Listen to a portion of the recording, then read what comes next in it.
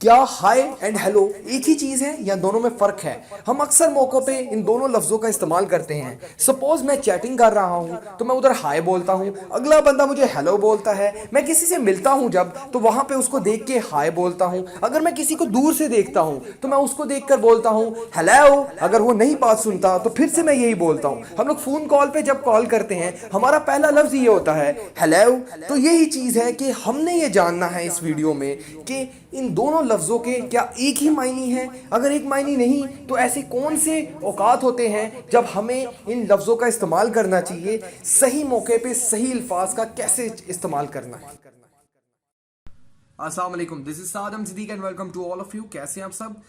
हाय और हेलो, एक बात हमेशा याद रखनी है, किसी भी लैंग्वेज में एक लफ्ज दोबारा रिपीट नहीं होता, और रिपीट होने के बावजूद उसके मायने सेम निकल आए। सपोज हाय और हेलो के मायने सेम निकल आते हैं तो यकीनन वो मौकों की मुनासबत से इस्तेमाल करने वाले अल्फाज हैं। ठीक है कि आपको ये देखना है अब अगर दोनों लफ्जों के मायने सेम है तो वो मुनासबत से यूज होंगे कि किस मौके पे किस लफ्ज का इस्तेमाल करना है। आप लोगों ने अक्सर नोट किया होगा, दो लोग सडनली मिल रहे हैं और ये एक बंदा है और ये एक बंदा है, आपस में मिले और उसने कहा हाय। ठीक है, इसने कहा हाय, आगे से ये हेलो नहीं कहेगा या कहेगी, आगे से ये उसका हाल पूछेगा। ठीक है, या हाय उसको बोलेगा, हेलो नहीं बोलेगा इसको अक्सर औकात। लेकिन हम में से जो हम पाकिस्तानी इंडियन लोग हैं, हम आगे से क्या समझते हैं कि हमें आगे से बोलना हेलो। अक्सर आप लोगों ने चैटिंग पे भी देखा होगा, जब हम कहते हैं किसी को हाय तो आगे से बंदा हाल नहीं पूछता, आगे से एक नई बात कर देता, वो हेलो।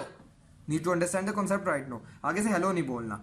अब हाय किन मौकों पे बोला जाता है? ठीक है, जब आप किसी को देखते हैं, जब आप किसी से मिलते हैं तो आप हाय बोल सकते हैं। ठीक है, हाय उस चीज के लिए इस्तेमाल किया जाता है, जैसे हम लोग मुस्लिम हैं, for example we are Muslims and हम जब किसी से मिलते हैं तो हम लोग कहते हैं अस्सलामु अलैकुम। ठीक है, यहाँ हाथ मिलाते हैं, अस्सलामु अलैकुम कहते हैं, तुम पर सलामती हो। तो इसी तरह अंग्रेज लोग क्या करते हैं, हाय बोलते हैं एक दूसरे को, हेलो नहीं बोलते।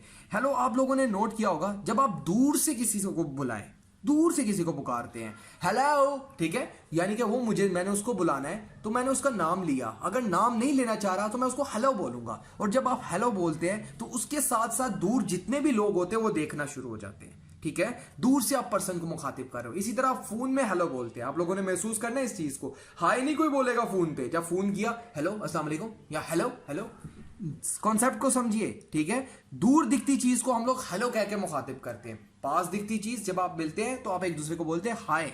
ठीक है ना, कि आप कैसे हैं, उसके बाद आप पूछ सकते हैं आप कैसे हैं, आप ठीक है, नहीं मैं बीमार हूं, मैं ये हूं, मैं वो हूं।